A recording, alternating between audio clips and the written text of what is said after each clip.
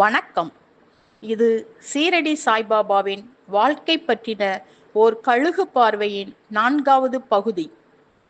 முதல் 3 வீடியோவை பார்க்காதவர்களுக்காக அதன் லிங்கை டிஸ்கிரிப்ஷன் பாக்ஸில் கொடுத்துள்ளோம்.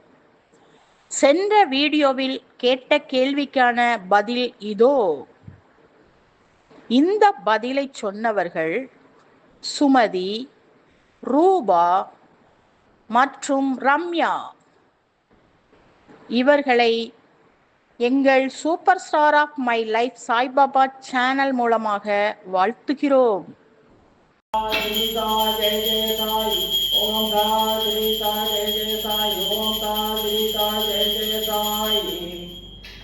திருமதி கௌரி வெங்கட்ராமன் எழுதியிருக்கு.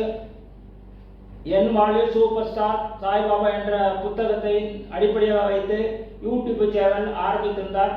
அந்த யூடியூப்பில் கடந்த 3 மாதமாக கேட்கப்பட்ட கேள்விகளுக்கு சரியான பதில் கொடுத்த பவின் லேகேஷ், ஜெயஸ்ரீ மோகன், ரம்யா, சஷ்டா, ரூபா அவங்க 3 பேரும் பதில் கொடுத்துருக்காங்க. அவங்களுக்கோசம் பாபாட்ட வேண்டும். அவங்க குடும்பத்திற்கு செல்வ செழிப்பும், நோயற்ற வாழ்க்கையும், வாழ்க்கை முன்னேற்றமும், நல்ல வாழ்க்கை செல்வத்தையும் கொடுத்து பாபா அவங்களுக்கு குடும்ப சகலனாம் வாழ்த்துக்கள். பாபா மூலமாக திருச்செந்தூர் கோயிலிருந்து வாழ்த்துக்கள் சொல்கிறோம். அவங்க குடும்பத்துக்கு நல்ல ஒரு விழிப்புணர்வை கொடுத்து முன்னேற்றம் கொடுத்து பாபா அருள் புரியணும். ஓம் சாய் ஸ்ரீ சாய் ஜெய ஜெய சாய். அகிலாண்ட கோடி பிரம்மாண்ட நாயக ராஜாதிராஜ யோகி ராஜா பரபிரம்ம சமர்த்த சத்குருதாய்நாத் மகாராஜ் கி ஜெய். சமர்த்த சத்குருதாய்நாத் மகாராஜ் கி ஜெய். சமர்த்த சத்குருதாய்நாத் மகாராஜ் கி ஜெய். ஓகே, இப்போ தேர்ட் கேட்டகரி 1909 என்ன நடந்துச்சுன்னா 10th டிசம்பர் வந்து பாபா துவாரகாமாயில் இருந்தாருன்னு சொன்னேன். ஆக்சுவலாக வந்து மகாராஷ்டிராவில் எப்போவுமே 4 months ரொம்ப மழை பெய்யும். இப்போவுமே இவ்வளோ மழை பெய்யுது. அந்த காலங்களெல்லாம் கண்டினியூட்டியாக பயங்கர மழை பெய்யும். எனக்கு தெரிஞ்சே நான் பாம்பேலெல்லாம் வந்து பார்த்துருக்கேன். இந்த மழைகள்லாம் ஓரளவுக்கு ரொம்ப பெய்யும். ஒரு 25 இயர்ஸ்க்கு முன்னாலே நான் கல்யாணம் ஆகி வந்து டைம் பீரியட்லலாம் கூட அவ்வளோ மழை பயங்கரமாக பெய்யும். அப்போ அந்த காலங்களில் யோசித்து பாருங்கள், மழை அவ்வளோ மழை பெய்யும் பயங்கரமாக. ஸோ அப்போ வந்து இந்த துவாரகமாய் ஏற்கனவே இடிஞ்சு போகிற நிலைமையில் இருக்கும்போது பக்கத்தில் சாவடின்ட்டு என்ன ஒரு ஒரு கட்டடம் இருக்குது. ஸோ என்ன பண்ணிடுறாங்க, பாபாவை அங்கே தூக்கிட்டு போயிடுறாரு ஒருத்தர்லாம் வந்து வெறுட்ட வந்து பெர்மிஷன் கேட்க முடியாது, பண்ண முடியாது அப்படின்ட்டு என்ன பண்ண மழை வேற பயங்கரமாக பெய்யுது அப்படின்னோடனே பாபா என்ன மன்னிச்சுக்கோங்க பாபாட்ட சொன்னால் கேட்க மாட்டாருன்ட்டு அவர் தூக்கிட்டு வந்து அவர் சாவடியில் கொண்டு போய் வச்சுறாரு. அவர் பாபா ஃபஸ்ட்டு திட்டுவார், அது பண்ணுவார் இது பண்ணுவார். அதாவது பாபா ஈஸியில் எதையுமே வந்து சேஞ்ச் பண்ண விட மாட்டார். அவருடைய ப்ரொசீஜர் வந்து அப்படியே தான் இருக்கணும். எதையுமே சேஞ்ச் பண்ண விட மாட்டார் அவள் சீக்கிரத்தில் வந்து. ஸோ அதுக்கப்புறம் அவர் ஸ்மைல் பண்ணிவிட்டு ஆசீர்வாதம் பண்ணிடுவார், அது வேற கதை. அப்படி வந்து சாவடி அங்கேருந்து துவாரகாமாயிலேருந்து சாவடிக்கு பாபாவை கூட்டிகிட்டு போயிட்டாங்கன்னு வச்சுப்போம். அன்னையில இருந்து தான் நைட்டு ஆரத்தி ஸ்டார்ட் ஆச்சு. திருப்பி அடுத்த நாள் அங்கேருந்து பாபா திருப்பி போவார்ல துவாரகாமாய்க்கு, காக்கட ஆரத்தின்ட்டு காலையில் ஆரத்தி ஸ்டார்ட் ஆச்சு. ஸோ ஃபைனலி அந்த ஆரத்திகள் எல்லாமே வந்து ஒரு இதில் வர ஆரம்பிச்சிட்டு, அதுக்கு முன்னால் வரைக்கும் 1 டைம் ஆரத்தி இருந்திருக்கும் போல இருக்கு. அதுக்கப்புறம் தான் இந்த சாவடிக்கு பாபா போய் இது வந்து எப்போ ஒரு நாள் விட்டு ஒரு நாள் நடக்கும். இது வந்து ஒரு என்ன சொல்கிறது, இது வந்து ஒரு இது வந்து ஒரு ப்ரொசீஜராகவே ஒரு நாள் விட்டு ஒரு நாள் நடப்பாங்க. அதாவது ஒரு நாள் விட்டு ஒரு நாள் ஷிரடியில் தீபாவளின்ட்டே சொல்லலாம். நம்மளுக்கெல்லாம் வருஷத்தில் ஒரு நாள் தான் தீபாவளி வரும். ஷிரடியில் ஒரு நாள் விட்டு ஒரு நாள் தீபாவளி. அது பயங்கரம். நம்மளுக்கு வந்து என்ன சொல்ல, அந்த பாபானால என்னை பொறுத்த வரைக்கும் ஆன்மீக ஊற்று அப்படியே ஷிரடியில் தலைத்து ஊற்று அப்படியே பொங்கி வழிஞ்சுதுன்னு சொன்னால் மிக இல்லை, அப்படி சொல்லலாம். ஸோ அப்படி பயங்கரமாக வந்து பஜன் எல்லாமே பயங்கர பஜன்லாம் நடக்கும். ராமநாமம், கிருஷ்ணருக்குள்ள நாமங்கள், பஜன் சாங்குகள், கீர்த்தனை எல்லாமே நடக்கும். பாபாவை வந்து இங்கேருந்து அங்கே கூட்டிகிட்டு போகிறது. இப்படி பிரம்மோத்சவம் எப்படி நடக்கும் பெருமாளுக்கு சேம். ஏன்னா ராதாகிருஷ்ணமாய் அதை தான் ஆசைப்பட்டாங்க. எப்படி பிரம்மோத்சவம் நடக்குமோ பெருமாளுக்கு அப்படி பாபாவுக்கு நடக்கணும். ஏன்னா இவர் பரபிரம்மம் அப்படிங்கிறதுல வந்து ஸோ அப்படிதான் நீங்கள் மைண்டில் அப்படி யோசித்து வச்சுக்கலாம். பெருமாளுக்கு எப்படி பிரம்மோற்சவம் நடக்குதோ அதே மாதிரி பாபாவுக்கு இங்கே வந்து நடக்கும் ஆக்சுவலாக. ஸோ இதுதான் முக்கியமான ஒரு காலகட்டமாக மாறிச்சு. டிசம்பர் 1909 தான் 1909. இதுக்கப்புறம் தான் இன்னும் முக்கியமான ஆட்கள்லாம் வர ஆரம்பிச்சாங்க. யார் வந்து பாபாவை பற்றின புக்கு எழுதியிருக்கிறதாக சொல்கிறோம்ல, ஸ்ரீ சாய் சத் சரித்ரா, தாபோல்கருங்கிறவர். அதுக்கப்புறம் பாபாவுடைய இப்போ சமாதியாக பாபாவுடைய சமாதி மந்திர் கோயிலாக இருக்கிற அந்த கட்டடம் கட்டின புட்டி, அவர்லாம் பெரிய மில்லினியர், நாக்பூரில் உள்ள பெரிய மில்லினியர், அவர்லாம் வர ஆரம்பித்தார். ஸோ இந்த மாதிரி சில முக்கியமான ஆட்கள் எல்லாம் இதுக்கப்புறம் தான் வர்றாங்க, பெரிய பெரிய ஆட்கள். ஆக்சுவலாக ஒரு ஸ்டேஜில் நிறைய வக்கீல், doctor, judge, police, collector, tahsildar, இப்படி தான் ஒரு ஸ்டேஜில் கூட்டம். 1910க்கு முன்னால் வரைக்கும் கூட பாபாவே அவர் கையால் அன்னதானம்லாம் பண்ணுவார். ஆக்சுவலாக அவரே சமையல் பண்ணி, அதில் இன்னொரு இதில் நான் வந்து சொல்கிறேன் அடுத்த எபிசோடில். ஆனால் 1910க்கு அப்புறம் அவ்வளோ மக்கள் கூட்டங்கள் வர ஆரம்பிச்சிட்டு ஆக்சுவலாக. ஸோ பாபாவுக்கு வந்து தனியாக யாருமே பார்த்து பேசிக்கிட்டுலாம் இருக்க முடியாதுங்கிற மாதிரி தான். இதில் ஒரு விஷயம் நான் சொல்ல மறந்துட்டேன். அவர் வந்து ஒரு ஸ்டேஜில் வந்து அவர் ஊதி கொடுக்க ஆரம்பிச்சிட்டார். இந்த திருநீர் இருக்கும்ல, அவர் வந்து இந்த மருந்து இந்த அவர் வந்து சித்த வைத்தியம் மாதிரி பண்ணிட்டு இருந்தாருலாம் சொன்னேன்ல, அதெல்லாம் ஒரு ஸ்டேஜில் வந்து அவர் நிப்பாட்டிட்டார். அது எந்த ஸ்டேஜில் நிப்பாட்டினா நமக்கு தெரியல. ஊதி கொடுக்க ஆரம்பிச்சதாக தான் அவர் சொல்கிறாரு. மேபி 1900க்கு அப்புறம் ஸ்டார்ட் பண்ணிப்பாரு தான் நினைக்கிறேன். அதுக்குள்ளே இயர் கரெக்டாக இல்லை. ஸோ ஊதினாலேயே எல்லாமே வந்து சரியாகிற மாதிரி வந்துடுச்சு. ஸோ அவர் ஊதி கொடுத்தாலே எல்லாம் சரியாயிடுது, எல்லாம் அவருடைய சக்தி தான். இப்போ அடுத்தடுத்த உள்ள வருஷங்கள் எல்லாத்துலேயுமே ஒரு முக்கியமான இன்சிடென்ட்ஸ் நடந்தது. 1911 வந்து காலரா மிராக்கிள்ங்கிற ரொம்ப ஃபேமஸ். காலரா வியாதி வந்து எல்லா இடமும் பரவுது, ஷிரடிலையும் பரவுது. ஸோ அதை தடுக்கிறதுக்காக மக்கள் வந்து வேண்டினாங்க, அப்படி காலரா இது இருக்குங்கிறனால. ஸோ அதனால பாபா கோதுமை மாவை அரைப்பார். அது ரொம்ப ஃபேமஸ், கோதுமை மாவை இப்படி அரைக்கிறது. அந்த இது உண்டு இல்லை, அந்த ஸோ அது கையால் அரைப்பாங்களே, அதில் பாபா வந்து கோதுமை மாவை அரைச்சி அங்கே உள்ள ஷிரிடி லேடிஸ்ட்டு எல்லாம் கொடுத்து அந்த கோதுமை மாவை ஊர் எல்லையில் வந்து போட சொல்லுவார். இது ஒரு முக்கியமான இன்சிடென்ட். இதை வந்து யார் பார்த்தானா தாபோல்கர், யார் வந்து ஸ்ரீ சாய் சத் சரித்ரா எழுதுனாங்க அப்படின்னு நான் வந்து அவரும் ஒரு மெஜிஸ்ட்ரேட்டாக இருந்தவர். ஸோ அவரும் வந்து அவர் தான் இந்த மிராக்கிளை கண்ணால் பார்த்தார். ஸோ இது எதுக்காக இதை பண்ணுறாரு அப்படின்னு அவருக்கு புரியல. அப்புறம் பக்கத்தில் கேட்ட பிறகு தான் அவங்க அது சொன்னாங்க ஆக்சுவலாக. ஸோ இந்த இதுதான் அவருக்கு வந்து ஒரு இன்ஸ்பிரேஷனாக இருந்துச்சு. ஓ, பாபாவை பற்றி நம்ம வந்து எழுதணும், அவருடைய வாழ்க்கையை பற்றி எழுதணும் அப்படிங்கிறதுலாம். ஸோ ஆனால் பாபா ஃபஸ்ட் அனுமதி கொடுக்கல. அது ஒரு ஸ்டோரி வரும், அது வந்து அந்த புக்கை பற்றி ஒரு தனியாக ஒரு இது போடும்போது நான் சொல்கிறேன். கடைசியில் அனுமதி கிடைச்சி ஒரு நோட்ஸ் எடுத்துக்கிட்ட மாதிரி சொல்லுவார். ஸோ அதனால தான் ஓரளவுக்கு நம்மளுக்கு இந்த ரெஃபரன்சஸ் வந்து லாஸ்ட் ஒரு 20 இயர்ஸ் டைமுக்குள்ள இதுக்கு வந்து நம்மளுக்கு கொஞ்சம் இயர் ரெஃபரன்ஸ் இருக்குது. அதுக்கு முன்னாலலாம் இல்லை நம்மளுக்கு. அது ரொம்ப நோட்ஸ் எடுத்து வச்சிருக்க மாட்டாங்கன்னு வச்சுப்போம். இது ஓரளவுக்கு இந்த படித்தவங்க வந்தனால ஓரளவுக்கு நம்மளுக்கு சில இன்ஃபர்மேஷன்ஸ்லாம் வந்து தெரியுது. அதுக்கப்புறம் நிறைய புக்ஸ்களை ஒவ்வொருத்தர் கேட்டு அந்த இன்சிடென்ட்ஸ் நிறைய வந்து இருக்கு. ஸோ இது ஒரு முக்கியமான இன்சிடென்ட் 1911 நடந்துச்சு. இன்னொன்று வந்து பார்த்தோம்னா 1910 நான் ஒன்று சொல்ல மறந்துட்டேன். பாபா வந்து அவர் அந்த துணி முன்னால் உட்காந்துட்டு இருக்கும்போது சடனாக அந்த கையை விட்டுருவாருன்னு வரும். அவருடைய எதுக்காக அப்படின்னு வந்து பார்த்தோம்னா, ஒரு சின்ன பொண்ணு அவங்க அம்மா மடியிலேருந்து கீழே விழ போச்சு. இரும்பு உலையில் வேலை பார்த்துட்டு இருக்கிற அவங்க அம்மா அப்பா அவங்க வீட்டில் வந்து. ஸோ அப்போ அவங்க ஹஸ்பண்ட் கூப்பிட்டோன்னே அந்த லேடி வந்து அவங்க மடியில் உள்ள பிள்ளைய கவனிக்காமல் உடனே சடாருன்னு எந்திரிச்சிட்டாங்க. நம்ம சில நேரம்லாம் நிறைய நேரம் எனக்கு என் ஃபோனே மடியில் இருந்துட்டு சடாருன்னு எந்திரிப்பே மறந்து போய் நீங்கள் நினைக்கலாம் அது எப்படி மறக்கணும். சில நேரம் நம்ம அவசரத்தில் எந்திரிக்கும் போது நம்மளுக்கு ஒரு சடனாக ஒரு கான்ஷியஸில் இருக்க மாட்டோம், மடியில் நம்மளுக்கு என்ன இருந்துச்சு அப்படிங்கிறது. அப்படி தெரியாமல் அந்த பிள்ளை வந்து இதில் விழ போயிட்டு உள்ள அந்த தீக்குள்ளே விழ போயிட்டு. ஸோ உடனே அவர் வந்து என்ன பண்ணிடுறாரு, அவர் ஷிரடியில் இருந்துக்கிட்டு கையை உள்ள விட்டுட்டாரு ஆக்சுவலாக. அப்போ இப்படி காப்பாற்றினதாக அவர் வந்து சொல்கிறாரு. அது பின்னால் அந்த ஃபேமிலி உண்மையாகவே நடந்ததாக அது வந்து அதுக்கப்புறம் நியூஸ் வருது. ஆக்சுவலி கை வெந்து போயிட்டு அப்படின்ட்டு சாந்தோர்கர் டாக்டரெல்லாம் கூப்பிட்டு வந்துடுறாரு. பாபா பார்க்கவே விடல. அவர் பயங்கர ஒரு சித்த புருஷர், அவருக்கு ட்ரீட்மெண்ட் அவருக்கு தேவைப்படுது, அவர் பார்க்கவே விடலை.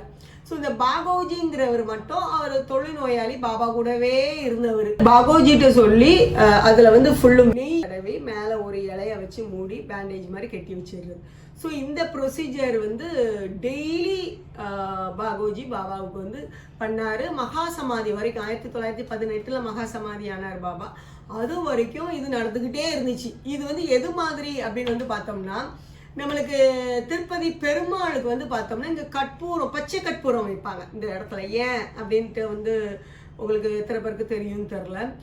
ராமானுஜருடைய சீடராக இருந்த அனந்தாழ்வார் வந்து அவங்களுடைய ஒய்ஃபு கூட திருப்பதிக்கு வந்து ராமானுஜர் சொல்லி தான் அங்கே கைங்கரியம் பண்ணுறதுக்காக பெருமாளுக்காக.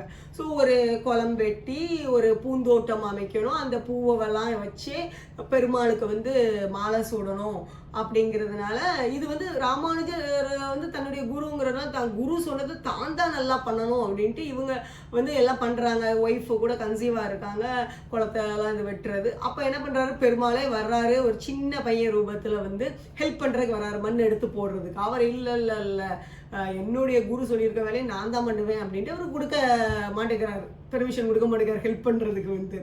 அப்போது பெருமாள் என்ன பண்ணுறாரு, அந்த அவங்க ஒய்ஃப் வந்து கொஞ்சம் தூரம் தள்ளி வருவாங்க. அப்போ அந்த மண்ணை எடுத்து என்கிட்ட கூட நாங்கள் தள்ளி போட்டுடுறேன், நாங்கள் கொண்டு போய் போட்டுடுறேன், அவர்களுக்கு தெரியாது அப்படின்னா முதல்ல தயங்குறாங்க. பட் கேட்குறாங்கன்னா கொடுத்துட்றாங்க. இவர் என்னடா கொஞ்ச நேரத்தில் பார்க்குறாரு, என்ன சீக்கிரம் போயிட்டு வந்துடுறாளே என்னன்னு பார்த்தா இப்படி இவன் ஹெல்ப் பண்ணுறான் அப்படின்னோட கோபத்தில் அவர் கையில் இருந்த கடப்பாறையா எதையோ தூக்கி எறிகிறாரு. அது இப்போவும் வந்து திருப்பதியில் இருக்கிறதாக சொல்கிறாங்க. நான் பார்த்ததில்ல, இந்த கதை தெரிஞ்ச பிறகு நான் இன்னும் போய் பார்க்கல ஆக்சுவலாக. ஸோ அப்போது வந்து இவர் ஓட இவரும் ஓட கடைசியில் கோவத்தில் தான் கடைசியில் கடப்பாறையத்துக்கு எறிகிறார். ஸோ அப்போ அது இங்கே பட்டுடுச்சு, அந்த சின்ன இடத்துல பட்டோட ரத்தம் வருது ஆக்சுவலாக. ஸோ இங்கே கோயிலில் பார்த்தா இங்கே ரத்தம் வந்துக்கிட்டே இருக்குது அந்த மூர்த்தியிலேருந்து.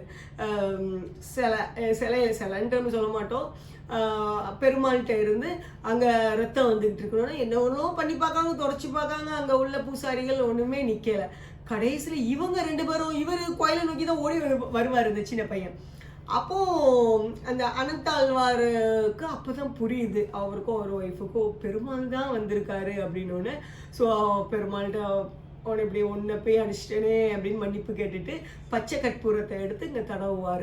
ஸோ அதுக்கப்புறம் ரத்தம் வந்து நின்றுட்டு. ஸோ அந்த ஒரு ஞாபகமாக, அந்த பக்தருடைய ஞாபகமாக அவ்வளோ குரு பக்தி. ஆக்சுவலாக அந்த இடத்துல வந்து பெருமாள் வந்து அந்த குரு பக்தி, அதுதான் அந்த குரு, நம்ம குரு மேலே வந்து பக்தி வச்சோம்னா பகவானே வருவார் அப்படிங்கிறதுக்கு இது ஒரு உதாரணம்.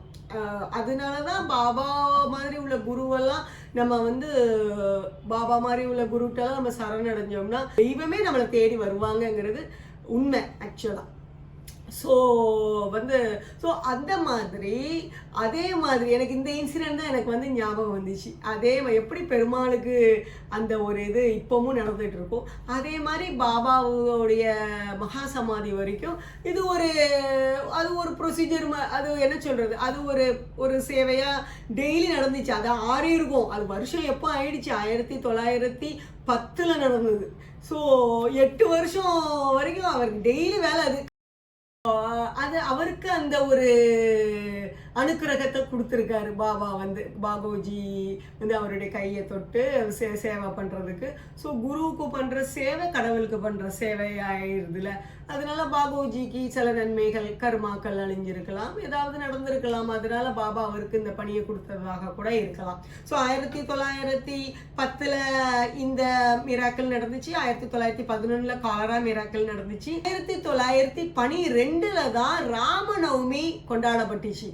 இப்போ நான் அந்த உருஸ் ஃபங்க்ஷன் ஒன்று சொன்னேன்ல, உருஸ் ஃபெஸ்டிவல், பாபாவுக்காக ஒரு கொடை விழா மாதிரி பண்ணாங்க அப்படிங்கிறது, அது ராமநவமி அன்னைக்கு தான் நடந்துச்சு. பட் ஆனால் ராமன் நவமி கொண்டாடலை அந்த டைமில். ஆனால் 1912 தான் ராம நவமியும் சேர்த்து கொண்டாட ஆரம்பிச்சாங்க. ஸோ முஸ்லீம் ஹிந்து ரெண்டு பேருக்குள்ள ஃபங்க்ஷனாக ஆகும். அவங்களுக்கும் ஒரு ஃபங்க்ஷன், சந்திரகூடன் ஒரு ஃபங்க்ஷன் உண்டு, இவங்களுக்கும் ராமநவமி, எல்லாம் ரெண்டு பேருமே சேர்ந்து அந்த ஃபங்க்ஷன் கொண்டாடுவாங்க. ஒரு 3 days, இப்போல்லாம் 3 days நடக்குதுன்னு நினைக்கிறேன். நான்லாம் கூட போயிருந்தேன். அவ்வளோ நல்லா இருக்கும், கண்கொள்ளா காட்சி. ராமநவமி நீங்கள் ஷிரடியில் போய் பார்க்கணும், அப்படி இருக்கும். அதில் 2 ஹிந்து முஸ்லீம் கம்யூனிட்டிஸ் சேர்ந்து சில விஷயங்கள் பண்ணுறது நல்லாயிருக்கும். அன்னதானம் பார்த்தோம்னா ராமநவமி அன்னைக்கு நம்ம ஊரே அன்னதானம் கொடுக்குற மாதிரி தான். ஸோ அதாவது பாபா வந்து எப்படிப்பட்டவர், அவருடைய அந்த ஒரு கதிர்வீச்சு எத்தனை மக்களுடைய மனசை மாற்றிருக்கு, எப்படி அவங்களுடைய வாழ்க்கையெல்லாம் மாற்றுது, அதை பார்த்தோம்னா ஆச்சரியமா இருக்கும். ராமநவமிலாம் வந்து ஒவ்வொரு சாய் பக்தரும் போய் ராமநவமியை பார்க்கணும். அது அவ்வளோ கொண்டாட்டமா இருக்கும் ஆக்சுவலா. ஸோ இது 1912 தான் ராமநவமி கொண்டாட ஆரம்பிச்சாங்க ஆக்சுவலி. அதுக்கப்புறம் 1915 தான் இப்போ இருக்கிற நம்ம புட்டிவாடான்னு சொல்கிறோம்ல கோயில், சமாதி மந்திர் இருக்கிறது. ஷிரடியில் உள்ள சமாதி மந்திர் வந்து அப்போ மந்திராக ஆக்கப்படலை, ஜஸ்ட் அதுவும் ஒரு சத்திரமாக தான், எல்லாரும் தங்குறதுக்காக சத்திரமாக அந்த புட்டி ஆரம்பித்தார். ஸோ அந்த வேலை அப்போ தான் நடந்துச்சு. இது ஏன் முக்கியமாக நான் வந்து அதை வந்து சொல்கிறேன்னா, ஸோ அந்த பாபா 1918 வந்து மகா சமாதி அடைஞ்சார். 1915 இந்த வேலை வந்து ஸ்டார்ட் ஆகுது. இதுவும் பாபா தான் இன்டைரக்ட்லி பண்ண வச்சாருங்கிற மாதிரி தான் ஒரு கணக்குக்கு. பாபா வந்து அந்த கட்டட வேலையை அவரே சூப்பர்வைஸ் பண்ணார். அவரே டெய்லி நடந்து போய் பார்த்து அதில் சில சேஞ்சஸ்லாம் சொல்லி, ஸோ அந்த இடமே வந்து பாபானால உருவாக்கப்பட்டது தான் ஆக்சுவலாக. ஸோ தான் வந்து அங்கே இருக்க போகிறோன்னா அவரே டிசைன் பண்ணியிருக்காருன்னு தான் அர்த்தம். ஆக்சுவலாக அவரே வந்து இன்ஜினியராக இருந்திருக்காரு அந்த இடத்துல நின்று அந்த சஜஷன் சொல்கிறது. ஸோ அது எவ்வளோ பெரிய விஷயம். ஸோ பாபா வந்து அது எவ்வளோ பெரிய விஷயம், அது என்னை பொறுத்த வரைக்கும் அது ஒரு பெரிய விஷயம். பாபாவே இருந்து அந்த பில்டிங்கை வந்து சூப்பர்வைஸ் பண்ணியிருக்காருன்னா கடவுளே நின்று சூப்பர்வைஸ் பண்ணியிருக்காரு, அப்படிதான் நான் வந்து நினைக்கிறேன். அதுக்கப்புறம் 1917 தான் பாபாவுடைய முக்கியமான இந்த நம்பிக்கை பொறுமை அந்த ஒரு விஷயம், ஸ்ரதா சபூரி அப்படின்ட்டு ஹிந்தியில், மராட்டியில் ஆக்சுவலாக அது. ஸோ அந்த ஒரு ஃபேமஸ் 2 வேர்டு நம்பிக்கை பொறுமைங்கிறத பற்றி பாபா விளக்கம் கொடுத்தது 1917 தான். அந்த பாயிண்ட் வந்து அவர் சொன்னது, வாழ்க்கைக்கு தேவையா உள்ளது நம்பிக்கை பொறுமைங்கிற பாயிண்ட் வந்து. அதுக்கப்புறம் 1918 15 அக்டோபர் விஜயதசமி அன்னைக்கு அவர் மகா சமாதி ஆனார், மத்தியானம் 2:30 மணிக்கு. அதுவே பாபாவா தேர்ந்தெடுத்த நேரங்கள், அதில் என்னென்ன பண்ணாருங்கிறதே ஒரு ப்ரெசன்டேஷனாகவே நான் ஒரு தடவை எங்கள் திருச்செந்தூர் சாய்பாபா கோயிலில் வந்து கொடுத்துருந்தேன். ஸோ அது ஏதாவது ஒரு டைமில் அதை பற்றி நான் ஆப்பர்ச்சுனிட்டி கிடைக்கும் போது அதை பற்றி நான் வந்து சொல்கிறேன். அந்த நாள் விஜயதசமி மட்டும் கிடையாது, முஸ்லீம் பண்டிகைக்குள்ள ரம்ஜானுடைய 9th டேங்கிறாங்க. பாபா வந்து எல்லாமே இந்த 9 ஒரு முக்கியமான ஒரு இது கொடுப்பாரு. ஏன்னா அந்த 9 இண்டிகேட் பண்ணுறது நவ பக்தி. ஸோ ஓரளவுக்கு பாபா அந்த கான்செப்ட் ரொம்ப 9 டைப்ஸ் ஆஃப் பக்தி எப்படி இருக்கணும் அப்படிங்கிறது ராமர் சொன்னது உண்டு, பாகவதத்திலையும் அது ரிலேட்டடாக வந்து சொல்லியிருக்காங்க அதே கான்செப்ட். ஸோ பாபாவும் அதை வந்து வலியுறுத்துறாரு. மேபி அதனால கூட அந்த 9 கான்செப்ட் அவருக்கு கொஞ்சம் ரொம்ப முக்கியமாக வந்து பட்ட மாதிரி. ஸோ இப்படி 15 அக்டோபர் 1918 பாபா வந்து மகா சமாதியானார். அப்போ அவருடைய வாழ்ந்த காலகட்டம் வந்து பார்த்தோம்னா உங்களுக்கு ஓரளவுக்கு அவர் சித்தரா ஆகி, அப்புறம் ஒரு சித்தர் மாதிரி ஒரு தன்வந்திரியாக இருந்தார் நம்ம ஸோ முதல்ல ஒரு யோகியாக இருந்து, அதுக்கப்புறம் வந்து பார்த்தோம்னா அந்த வைத்தியநாதனாக இருந்தார் சொல்லலாம், அல்லது தன்வந்திரியாக இருந்தாருன்னு சொல்லலாம். ஸோ அந்த மாதிரி ஆகி அதுக்கப்புறம் ஒரு மகானா வந்து ஜொலிக்க ஆரம்பித்து, அதுக்கப்புறம் அவர் ஒரு அவதாரமாகவே வந்து ஜொலிக்க ஆரம்பிச்சிருக்காரு. ஸோ அப்படி பாபாவுடைய வாழ்க்கை உங்களுக்கு ஓரளவுக்கு கொஞ்சம் கேட்ச் ஆகிருக்கும்னு நினைக்கிறேன், அவர் வாழ்ந்த வாழ்க்கை எப்படி அப்படிங்கிறது. ஸோ அந்த புக்கு ஸ்ரீ சாய் சத்சரிதா அப்படிங்கிற அவருடைய வரலாறு சம்மந்தப்பட்ட புக்கு இவர் தாவோல்கர் நோட்ஸ் எடுத்துக்கிட்டே இருந்தார்ல. ஸோ அது எப்போ எழுத ஆரம்பிச்சார்னா 1921, அதுக்கப்புறம் தான் பாபா மகா சமாதி அடைஞ்சதுக்கு அப்புறம் தான். அவர் நேரடியாக புக்காக வந்து முதல்ல வரலை. முதல்ல அவங்க வந்து ஒரு மேகசின், அந்த சாய்லீலாண்டு ஒரு மேகசின் 1922 வந்து பப்ளிஷ் பண்ணாங்க போல இருக்கு. அதில் தான் கொஞ்சம் கொஞ்சமாக போட்டுக்கிட்டு இருந்தாங்க அப்படிங்கிற மாதிரி. ஃபைனலி அது எப்போ வந்து ஸ்ரீ சாய் சத்சரித்ரா அப்படின்ட்டு புக்காக வந்து போட்டாங்க அப்படின்னா 26 நவம்பர் 1930, 1930 வந்து தான் அது புக்காக மராட்டியில் வந்துச்சு. அதுக்கப்புறம் இங்கிலீஷ் தமிழில் அதுக்கப்புறம் தான். ஸோ ஃபஸ்ட்டு மராட்டியில் தான் வந்து அதை பப்ளிஷ் பண்ணது. பாபாவுடைய மூர்த்தி எப்போ வந்துச்சு, அது ரொம்ப வருஷம் கழிச்சு தான். 1954 7th அக்டோபர் 1954 தான் இப்போ சாய்பாபா கோயிலில் இருக்கிற மூர்த்தி அந்த டைம் தான் வந்துச்சு. அதுவும் ஒரு மிராக்கல் வந்து அதுக்கும் வந்து உண்டு. ஆக்சுவலி பாபாவுடைய வாழ்க்கையை பற்றின கழுகு பார்வை இவ்வளோ நாளாக பார்த்துட்டு இருந்தோம். அது முடிகிற ஸ்டேஜ் வந்தாச்சு. அதுக்கு முன்னால் ஒரு 2 பாயிண்ட் இந்த கான்செப்டில் ஆட் பண்ணணும் அப்படின்ட்டு நினைக்கிறேன். அது ஃபஸ்ட்டு ஆட் பண்ணாமல் வச்சுருந்தது, அதுவும் ஆட் பண்ணால் இன்னும் கொஞ்சம் நல்லாயிருக்கும் அப்படின்னு நினச்சேன். அதில் ஃபஸ்ட்டு பாயிண்ட் பாபா பிக்ஷை எடுக்கிறத பற்றி, செகண்ட் பாயிண்ட் பாபா தட்சணா வாங்கிறத பற்றி. தட்சணா மீன்ஸ் பணம் கொடுப்பாங்கல்ல, ஸோ அதை பற்றி. இந்த 2 கான்செப்டையும் எக்ஸ்பிளைன் பண்ணுறதுக்கு ஒரு சின்ன எக்ஸாம்பிள் நான் நினைக்கிறது வந்து, எப்படி நம்ம பழனி முருகர் வந்து ஆண்டிகோலத்துலேயும் ராஜ அலங்காரத்துலேயும் ஒரே நாள் இருப்பாரோ அதே மாதிரி தான் நம்ம பாபாவும். அவர் வந்து அவ்வளோ பெரிய கடவுளாக ஷிரடி மக்கள்னாலேயும் வேற எல்லா மக்கள்னாலேயும் போற்றப்பட்டாலும் அவருடைய மகா சமாதி அடையிறதுக்கு ஒரு 2 நாள் முன்னால் வரைக்கும் அவர் பிக்ஷை எடுத்து தான் வாழ்ந்து வந்தாருங்கிறது தான் உண்மை. அதுவும் மோஸ்ட்லி ஒரு 5 வீட்டுக்கு தான் மட்டும் போவார், ஒரே 5 வீடு தான். அந்த பிக்ஷை எடுக்கிறதுலையும் வந்து பார்த்தோம்னா சாலிட் ஃபுட்டை வந்து அது ஒரு தனியாக வச்சுருப்பார், அப்புறம் லிக்விட் ஐட்டம் அது தனியாக வாங்குவார். ஆனால் கடைசியில் வந்து என்ன பண்ணுவாருன்னா 2யுமே சேர்த்துருவார். அந்த துவாரகாமாய்க்கு வந்த பிறகு 2யுமே சேர்த்து தான் வச்சுருப்பார். எல்லாருமே வந்து காக்கா, குருவி, மனுஷங்க, நாய், பூனை எதுனாலும் அந்த உணவை வந்து எடுத்துக்கிடலாம். ஏன்னா மகான்களுக்கு வந்து எல்லா உயிரிலையும் கடவுள் இருக்காங்க அப்படிங்கிற கான்செப்ட். எல்லாருமே ஈக்குவல், அவங்கள பொறுத்த வரைக்கும் எந்த உயிராக இருந்தாலும் சேம் தான். அதனால அவங்களுக்கு அந்த டிஃப்ரென்ஸ்லாம் வந்து பார்க்கறது இல்லை. பாபா வந்து அந்த டேஸ்ட்லாம் பார்க்கறது இல்லை.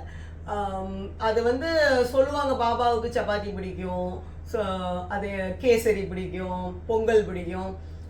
பாபாவுக்கு வந்து உணவு பிடிக்கும்ட்டு கிடையாது. பாபாவுக்கு பக்தர்கள் ஒரு அன்போடு கொடுக்குற அந்த உணவுல வந்து பாபா அன்பை தான் பார்க்குறாரே தவிர அந்த உணவுடைய டேஸ்ட் அவர் பார்க்கறது இல்லை. இது நிறைய பேருக்கு தெரியறது இல்லை. பாபாவுக்கு வந்து அவர் வந்து ஒரு பெரிய மகான் துறவி என்னதுனாலும் சொல்லிக்கலாம். ஸோ அவருக்கு வந்து இந்த உணவுகளுடைய டேஸ்ட் அப்படிலாம் கிடையாது.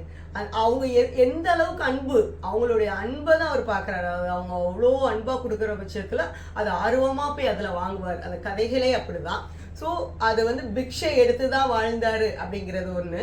செகண்ட், தட்சிணா பாயிண்ட்.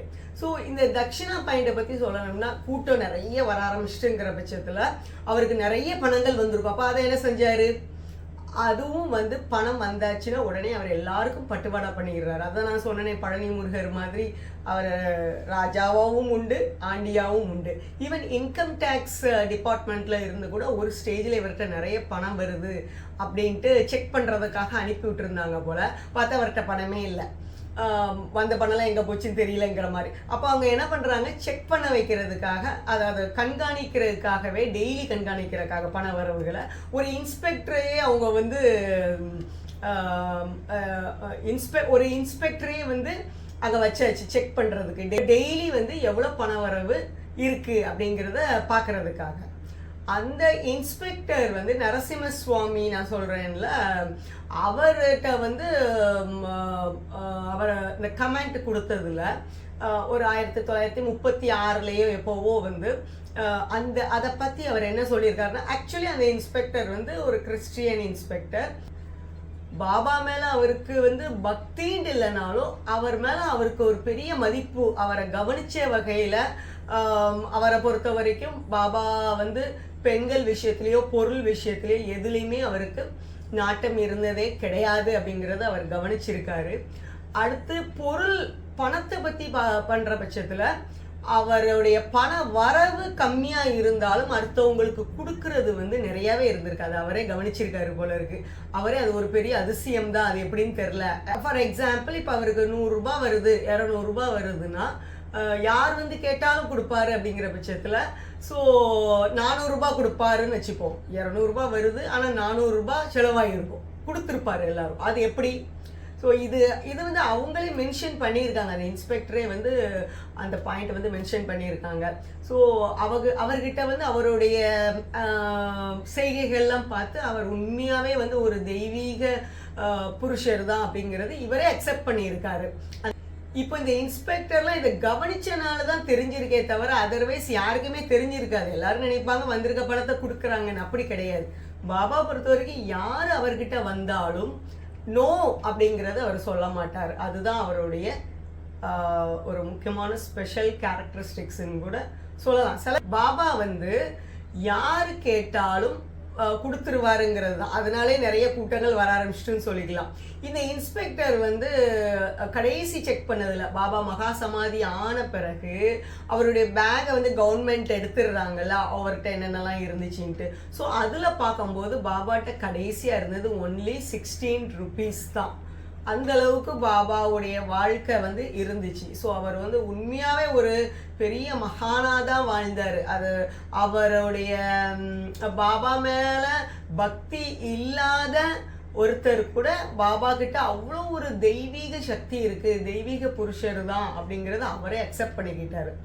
அப்போது பாபாவுடைய பக்தர் ஷாமா என்ன சொல்லியிருக்காருன்னா, சல்தே போல்தே கார் அப்படின்னா, சல்தேனா நடக்கிறது, போல்தேனா சொல்கிறது, அது வாக்கிங் டாக்கிங் காட் அப்படின்னு சொல்லிக்கலாம். பாபா வந்து அப்படி தான் வாழ்ந்தார். நிறைய ஷிரடியில் உள்ள மக்களே அந்த கான்செப்ட் தான். பாபா நடமாடும் தெய்வம், நம்ம பேசும் தெய்வம் சொல்கிறோம்ல. ஸோ நடமாடும் பேசும் தெய்வமாக தான் அவர் உண்மையாகவே வாழ்ந்திருக்காரு அப்படிங்கிறது தான் உண்மை. அவரை வந்து ஒரு சின்ன பிள்ளைகளுக்கு ஏத்தாப்புல பேசுன மாதிரி இருக்கும். பக்தர்களுக்கு தெய்வமாக இருந்து வழிகாட்டுவார், சீடர்களுக்கு குருவாக இருந்து வழிகாட்டுவார்.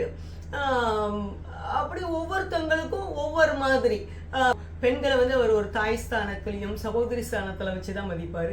ஸோ அது மொத்தத்தில் அவர் உண்மையாகவே வந்து ஒரு நடமாடும் தெய்வமாக தான் அவர் வாழ்ந்திருக்காருங்கிறது தான் உண்மை. இது வந்து பாபாவை பற்றின ஜஸ்ட் ஒரு ட்ரெய்லர் தான் வச்சுக்கலாம், ஒரு சுருக்கம் தான். ஓவராலாக அவங்க எல்லாருக்கும் தெரியணுன்ட்டு அவரை பற்றி இன்னும் நிறைய இருக்குது. இப்போது ஒருத்தங்க வந்து அவரை பற்றி எக்ஸ்பிளைன் பண்ணுறதுக்கு ஒரு புக்குடைய தலைப்பு எடுத்திருந்தாங்க. அதான் என்ன தலைப்புனா, அறியப்படாத மனிதன். அது இங்கிலீஷில் வந்த ஒரு டைட்டில், த மேன் அன்னோன் அப்படிங்கிறது ஒருத்தங்க எழுதுறது. ஸோ அந்த கான்செப்ட் பாபாவை பற்றி கிடையாது, ஒன்லி அந்த தலைப்பு. ஸோ எனக்கும் அந்த தலைப்பு கரெக்டாக தெரிஞ்சுது. பாபா உண்மையாகவே அறியப்படாத மனிதன். நிறைய பேருக்கு அவரை பற்றி ஆக்சுவல் இது தெரியல. ஸோ அந்த அறியப்படாத மனிதனை பற்றி தான் நம்ம பாபா. ஸோ அறியப்படாத நம்ம பாபாவை பற்றி தான் இந்த யூடியூப் சேனலில் நிறைய விஷயங்கள் வந்து சொல்ல போகிறேன். அப்படி அறியப்படாத மனிதனாகி நம்ம பாபாவை பற்றி அறிய விரும்புவர்களுக்காகத்தான் இந்த யூடியூப் சேனல்.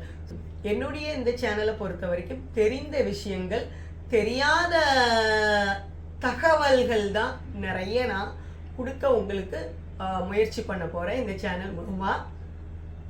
அதனால் இந்த சேனலை லைக் பண்ணுங்கள், ஷேர் பண்ணுங்கள், கமெண்ட் பண்ணுங்கள், சப்ஸ்கிரைபும் பண்ணுங்கள். அது கூட சப்ஸ்கிரைபோட மட்டும் கிடையாது, என்னுடைய சேனலில் எக்ஸ்ட்ராவாக ஒரு விஷயம் பண்ணணும். என்னென்னா, நான் கேட்குற கேள்விக்கு பதில் சொல்லணும். ஸோ கேள்விக்கு ஏன் பதில் சொல்லணும், நான் ஏன் கேள்வி கேட்குறேன், முதல்ல இந்த கேள்விக்கு ஏன் பதில் சொல்லணும்னு கூட நினைப்பீங்க. வேற வேலையே இல்லையா, நம்மளுக்கு 1008 வேலை இருக்கு, இங்க யூடியூப் பண்றாங்கிறத விட்டுட்டு இதுல வேற கேள்வி வேற போட்டு அதுக்கு பதில் வேற சொல்லணுமா அப்படின்னு நீங்க வந்து நினைக்கலாம். எதுக்காக நான் கேள்வி கேட்குறேன் அப்படின்ட்டு ஒரு யோசித்தோம்னா, நம்ம இங்கே கேள்விக்கு பதில் சொல்கிற பட்சத்தில் இன்னும் கொஞ்சம் கேள்விக்கு பதில் சொல்லணும் அப்படிங்கிறதுனால என்ன கொஞ்சம் ஆர்வமாக கவனிப்பீங்க அப்படின்னு நான் நம்புகிறேன். ஏன்னா நாங்களாம் பகவத்கீதை கிளாஸ் அட்டன் பண்ணும்போது அதில் அந்த 18 days கிளாஸில் டெய்லி வந்து choose the best option 10 marks question உண்டு, அப்போ தான் சர்டிஃபிகேட் கிடைக்கும்ட்டு. நான் கூட ஓகே, நம்மளுக்கு இந்த கொஷின் ஆன்சர்ஸ் கேட்குறதுனால நம்ம கொஞ்சம் கவனித்து பார்க்கணும், ஓரளவுக்கு கொஞ்சம் நல்ல மார்க் வாங்கினா தானே நம்மளுக்கு ஒரு மரியாதையாக இருக்கும். மார்க் யாருக்கும் அவங்க வந்து காமிச்சதில்லை, பட் ஸ்டில் நம்ம ஒரு மைண்டில் வந்து ஓகே நல்ல மார்க் வாங்கியிருக்கோம் அப்படிங்கிற ஒரு இது இருக்கும்ல. ஸோ சர்டிஃபிகேட் கிடைக்கும்போது எனக்கு அவ்வளோ சந்தோஷமாக இருந்துச்சு. கிருஷ்ணரே நம்மளுக்கு வந்து பகவத்கீதைக்கு வந்து சர்டிஃபிகேட் கொடுத்துட்டாரு அப்படின்ட்டு. ஒரு சின்ன சின்ன சந்தோஷங்கள் தான் நம்மளுக்கு வந்து ஒரு ஒரு என்ன சொல்லுவோம், ஒரு சின்ன சின்ன விஷயங்கள் தான் நம்மளுக்கு வந்து சந்தோஷங்கள் கொடுக்கும். நீங்கள் என்னுடைய கேள்விக்கு பதில் சொல்கிற பட்சத்தில் உங்களுடைய ஒரு மகிழ்ச்சி லெவல் அடுத்த லெவல் போகுது அப்படின்னு கூட நீங்கள் நினைக்கலாம். ஏன்னா ஃபர்ஸ்ட் லெவல் வந்து பாபாவை பற்றி பேசுறது கேட்குறது. நம்மளுடைய 9 types ஆஃப் பக்தியில் ஃபஸ்ட்டு இது என்னது, ஸ்ரவணம். ஸ்ரவணம்னா என்னது, பகவான் மகான்களுடைய கதைகளை கேட்குறது. ஸோ அதுதான் ஃபஸ்ட்டு. ஈவன் பூஜை அதெல்லாம் கூட ஃபஸ்ட்டு போடலாம். அவங்க ஸ்ரவணம்ங்கிறது தான் ஃபஸ்ட்டு வருது நம்மளுக்கு. 9 types ஆஃப் பக்தியில் ஃபஸ்ட்டு கான்செப்டே ஸ்ரவணம் தான். ஸோ நீங்கள் இது கேட்குறனாலேயே உங்களுக்கு வந்து ஒரு ஃபஸ்ட் லெவல் மகிழ்ச்சிக்கு போகிறீங்க. செகண்ட், நீங்கள் கேள்விக்கு பதில் சொல்கிற பட்சத்தில் அடுத்த லெவல் மகிழ்ச்சி. அடுத்தது அந்த பதில் நீங்கள் போட்டிருக்கீங்கிறது நான் அதை வந்து ரெக்கக்னைஸ் பண்ணி அடுத்த வீடியோவில் உங்களோட நேமை மென்ஷன் பண்ணுற பட்சத்தில் உங்களுடைய மகிழ்ச்சி இன்னும் அடுத்த ஸ்டெப் போகுது. ஸோ இது உங்கள் ஒரு ஹாப்பினஸ் வரும். அதை பண்ணி பார்க்குறவங்களுக்கு தெரியும். ஏற்கனவே ஆன்சர் பண்ணியிருக்கிறவங்க நான் சொல்லாமலே அதை ஃபீல் பண்ணியிருப்பாங்க. ஸோ இதனால என்ன ஆகும், ஒரு குட்டி குட்டி மகிழ்ச்சிகள் கிடைக்கிறதுனால உங்களை சுற்றி சாய்பாபாவுடைய வேவ்ஸ், அதர்வைஸ் ஒரு பாசிட்டிவ் வேவ்ஸ், ஒரு குட் பாசிட்டிவ் வேவ்ஸ் இருக்கும். இதனால உங்களுக்கு வேற ஏதாவது ஒரு நல்ல விஷயங்கள் நடக்கலாம். இதுதான் என்னுடைய ஒரு மோட்டிவ்னு சொல்லலாம். இந்த கேள்வி பதிலுக்குள்ளே இவ்வளோ இருக்கான்னு நினைக்கலாம். அப்படி நிறைய இருக்குது. சின்ன சின்ன விஷயங்கள் நான் பண்ணுறது வந்து உங்களை சுற்றி ஒரு சாய் வேவ்ஸ் வரணும், உங்கள் ஃபேமிலியை சுற்றி நல்ல விஷயங்கள் நடக்கணும் அப்படிங்கிறதுக்காக தான் நான் நிறைய விஷயங்கள் வந்து பேசுகிறேன். அதனால லைக் பண்ணுங்கள், ஷேர் பண்ணுங்கள், கமெண்ட் பண்ணுங்கள். கமெண்ட் பண்ணியிருக்கிறவங்க எல்லாருக்கும் ரொம்ப தேங்க்ஸ் இந்த இடத்துல நான் சொல்லி ஆகணும். ஃபஸ்ட்டு வீடியோவில் இருந்து இப்போ வரைக்கும் எல்லாரும் எனக்கு ஒரு நல்ல மோட்டிவேட் பண்ணி நிறைய கமெண்ட்ஸ் கொடுத்துருக்கீங்க. ஸோ எனக்கு அந்த வகையில் எனக்கு ரொம்ப சந்தோஷம். இன்னும் நிறைய கமெண்ட்ஸ் கொடுங்க. அப்புறம் சப்ஸ்கிரைப் பண்ணுங்கள். மறக்காமல் கேட்குற கேள்விக்கு வந்து பதில் சொல்லுங்கள். ஸோ மறக்காமல் லைக் பண்ணுங்கள், ஷேர் பண்ணுங்கள், கமெண்ட் பண்ணுங்க, சப்ஸ்கிரைப் பண்ணுங்க. அதோட முக்கியமாக உள்ளது கேள்விக்கு பதிலும் சொல்லுங்க. ஓகே, ஸோ என்னுடைய channel name super star of my life Saibaba. இந்த பாயிண்ட்டும் நான் வந்து நீங்கள் யாருக்காவது என்னுடைய லிங்க் அனுப்பணும் அப்படின்னு நினச்சிங்கன்னா, நீங்கள் லிங்க் அனுப்பணும் அப்படிங்கிறத கூட இல்லாமல் நீங்கள் யாருக்கிட்ட ரெஃபர் பண்ணனாலும் நீங்கள் வந்து யூடியூப்பில் super star of my life சாய்பாபான்னு போட்டாலே என்னுடைய யூடியூப் சேனல் வந்துடும். ஸோ என்னுடைய யூடியூப் சேனல் நேம் என்னது, அதுதான் லாஸ்ட் வீடியோவில் கொஷின் கேட்டிருந்தேன். Super star of my life Saibaba. அது வந்து நீங்களும் சொல்கிற பட்சத்தில் உங்கள் லைஃப்லேயும் அவர் சூப்பர் ஸ்டாராக மாறணும் அப்படிங்கிறது தான் என்னுடைய ஆசை. ஸோ என்னுடைய வீடியோக்களை தொடர்ந்து பாருங்க. உங்க வாழ்க்கையிலையும் அவர் கண்டிப்பா சூப்பர் ஸ்டாராக வருவாரு அப்படின்னு சொல்லி இந்த கழுகு பார்வை இதனோட முடிவுற்றது. ஓகே, சாய்ராம் சாய்ராம் சாய்ராம்.